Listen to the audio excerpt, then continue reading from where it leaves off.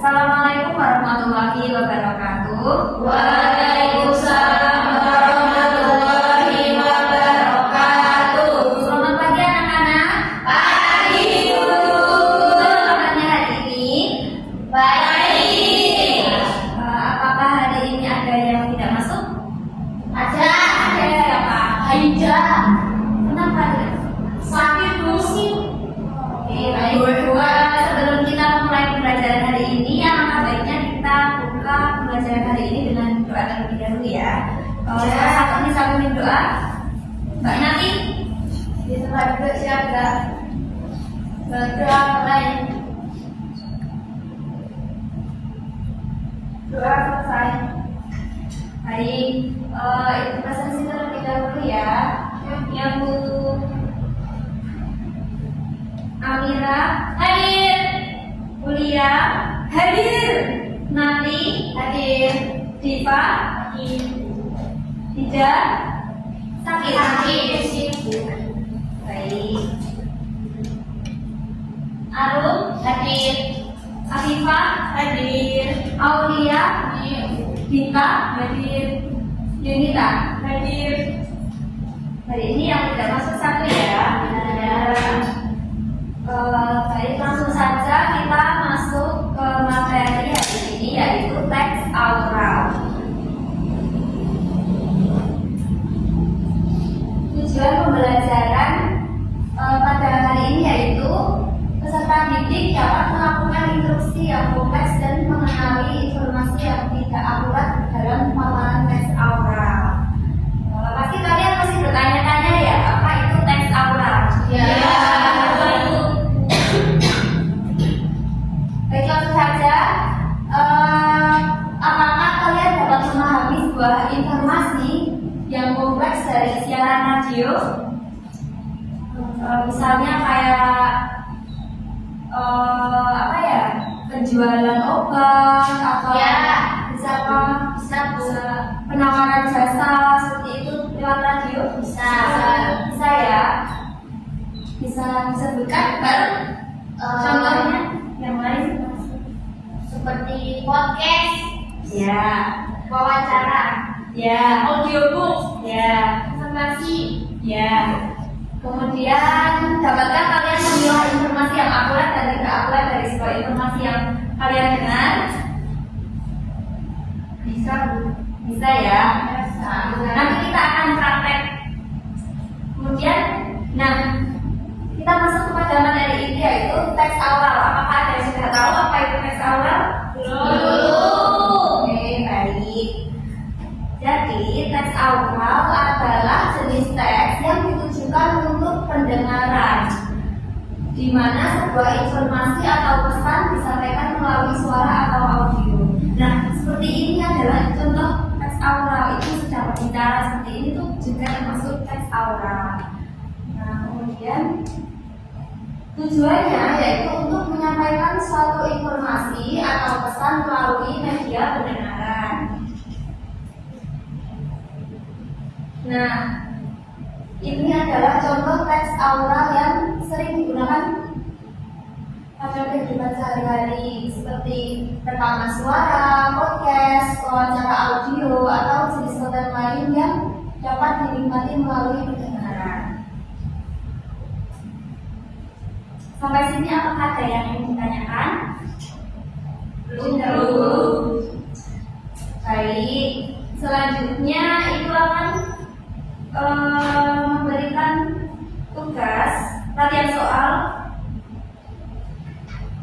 mengenai teks aural. Untuk latihan soal hari ini berkelompok ya. Ya. Di satu kelompok yang terdiri dari 3 anak. Oke. Mau pilih sendiri atau mau urut absen? Pilih sendiri. Baik. Sudah? Sudah. Praktekkan ya.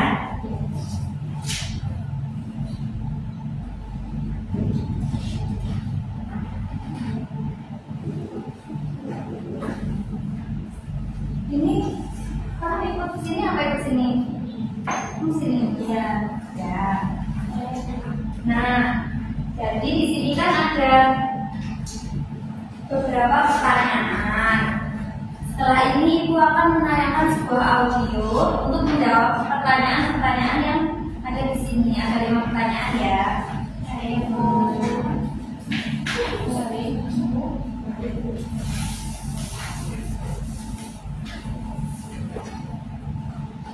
Mekanisme penyelenggaraan Festival Inovasi dan Kewirausahaan Peserta Didik Indonesia tahun 2020. A. Sasaran: peserta didik SMA se-Indonesia yang memiliki minat dan bakat untuk mengembangkan kemampuan wirausaha melalui pembuatan rencana usaha.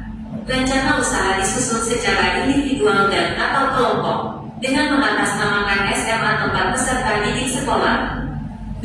Persyaratan kriteria: lomba fiksi merupakan kompetisi kewirausahaan peserta didik SMA tingkat nasional yang diselenggarakan oleh Kementerian Pendidikan dan Kebudayaan Republik Indonesia. Berikut kualifikasi persyaratan yang harus dipenuhi oleh seluruh peserta. 1. Peserta didik berkewarganegaraan Indonesia (WNI). 2. Peserta didik SMA kelas 10 C dan atau 12 sampai tahap final negeri ataupun swasta yang dapat dibuktikan dengan melampirkan identitas diri, KPK, KTP, STM, paspor, KTM, dan surat pengantar atau surat tugas dari sekolah pada saat tahap final baik perorangan maupun kelompok dengan maksimum 2 peserta didik dalam satu kelompok. 3. Rencana usaha bisnis plan merupakan usaha rintisan pemula atau lanjutan yang merupakan gagasan sendiri original dan atau pengembangan dari ide yang sudah ada yang dikelola sendiri. 4. Finalis tidak boleh digantikan oleh peserta didik lain. 5. Peserta fiksi 2020 yang melakukan penyusunan rencana usaha secara berkelompok harus berasal dari sekolah yang sama.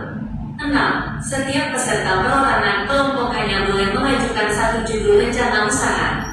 7. Setiap peserta perseorangan kelompok yang pernah menjadi pemenang peraih medali emas, perak, dan perunggu pada fiksi tahun 2016 sampai tahun 2019 tidak diperkenankan mendaftar sebagai peserta fiksi 2020. 8. Rencana usaha, produk, dan jasa yang dapat didaftarkan merupakan karya yang belum pernah menang masuk kategori pemenang pada fiksi tahun 2016 sampai tahun 2019 maupun lomba di bidang kategori sejenis di tingkat nasional yang diselenggarakan oleh kementerian atau lebih tinggi dibuktikan dengan melampirkan surat pernyataan. 9. Keaslian karya dan isi konten produk jasa merupakan produk inovasi peserta didik dan tidak sedang dalam sengketa atau klaim dari pihak lain dibuktikan dengan melampirkan surat pernyataan. 10. Panitia berhak mendiskualifikasi produk atau jasa jika a. Karya terbukti tidak orisinal atau menjebak karya lain. B. Sedang dalam sengketa. C. Mendapatkan klaim dari pihak lain. D. Tidak terpenuhinya syarat-syarat dan ketentuan yang telah ditetapkan dalam setiap tahapan seleksi fiksi 2020. 11. Keputusan panitia dan juri fiksi 2020 mutlak dan tidak dapat diganggu gugat. 12. Pendaftaran dilakukan secara online melalui portal fiksi dengan alamat http://pusat prestasi nasional kemdikbud.go.id/fiksi-.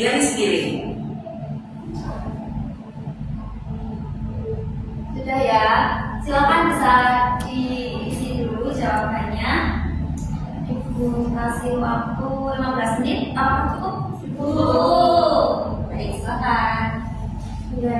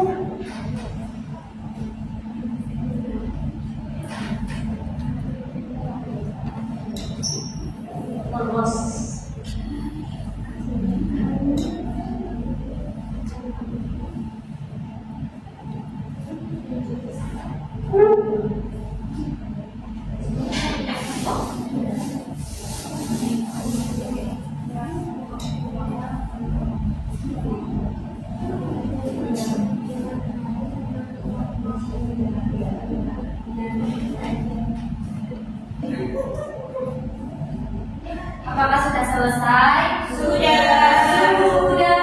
Baik, salah satu dari yang berkelompok bisa maju ke depan untuk mempresentasikan hasilnya.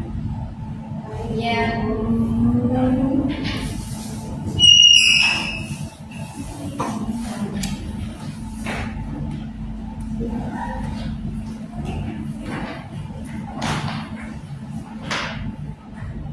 Nomor satu sudah dibacakan Mbak Rum? Baik.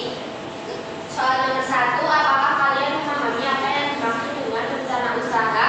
Menurut pembahasan kelompok kami, rencana usaha merupakan usaha rintisan atau pemula yang merupakan gagasan sendiri atau pengembangan dari ide yang sudah ada. Dari kelompok lain, apakah ada yang berbeda? Tidak. Sudah pada paham ya dengan yang paham. Baik, soal kedua bisa dibacakan dulu ya. Oke, Bu. Apakah kalian memahami persyaratan atau kriteria peserta visi 2020 terkait? Adakah persyaratan atau kriteria yang tidak kalian pahami? Menurut kelompok kami memahami persyaratan yang disebutkan sudah jelas dan sudah mudah dipahami. Baik, jadi dari audio tadi persyaratannya bisa didengarkan dengan jelas ya. Iya, Bu, sangat jelas. Ya.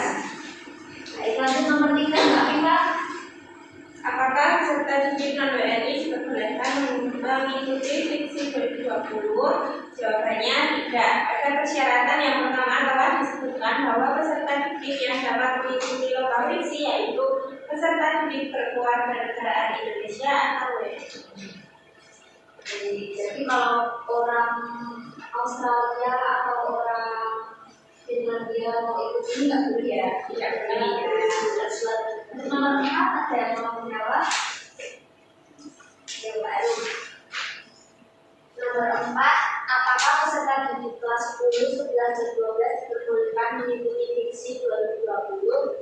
Menurut kelompok kami diperbolehkan karena pada syarat nomor 2 disebutkan bahwa peserta didik SMA kelas 10, 11, dan 12 negeri ataupun swasta yang dapat diberikan dan menampilkan identitas diri baik KTP, SIM, paspor atau KTM, dan surat pengantar atau surat resmi sekolah pada saat rapinas baik perorangan maupun kelompok dengan maksimum 2 peserta didik dalam satu kelompoknya.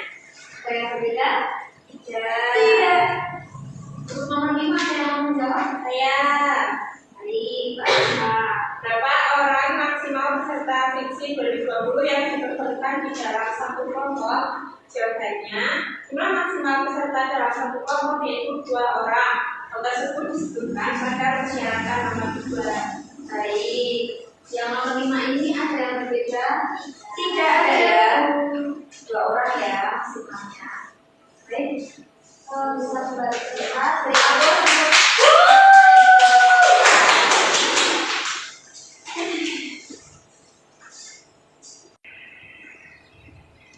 Baik, untuk pembelajaran hari ini sudah selesai. Nah, di balik LKPD ini yang sudah kalian kerjakan tadi itu ada instruksi ya, ada soal seperti ini. Ini untuk pekerjaan di rumah bisa dikerjakan secara individu. Tapi kalau mau berkelompok juga boleh ya, dikerjakan secara diskusi, tapi jangan nyontek. Oke. Diskusi, ya. Nah, di sini sudah ada instruksinya yaitu memberi centang pada kolom akurat atau tidak akurat ya. Ya, Bu. Nah, ini kan penjelasannya ini dari audio yang tadi. Nah, audionya nanti akan dibagikan di grup WhatsApp. Oke. Dari pembelajaran hari ini apakah menyenangkan? Menyenangkan. Ya. Iya. Meskipun tidak ada speaking, tapi tidak membosankan kan? Iya. Jadi dari paparan materi yang ibu berikan tadi, apakah ada yang bisa menyimpulkan? Saya, Bu. Silakan Mbak Arun. Kesimpulan dari pembelajaran hari ini adalah teks yang didengar atau yang diucapkan itu dalam kehidupan sehari-hari memuat Pokoknya yang muat informasi bisa disebut sebagai teks aural. Jadi teks yang kita ucapkan dan dengar dalam kehidupan sehari-hari itu juga termasuk teks aural ya. Ya Bu. Jadi untuk materi hari ini sudah selesai. Minggu depan kita akan mempelajari masih dengan materi yang ini ya. Teks aural tapi dalam konsep kewirausahaan. Nah, baik, untuk mengakhiri pembelajaran pada hari ini, salah satu bisa memimpin doa. Coba doa mulai. Doa selesai. Baik, sekian yang dapat Ibu sampaikan pada pertemuan kali ini. Kurang lebihnya mohon maaf. Wassalamualaikum warahmatullahi wabarakatuh. Waalaikumsalam.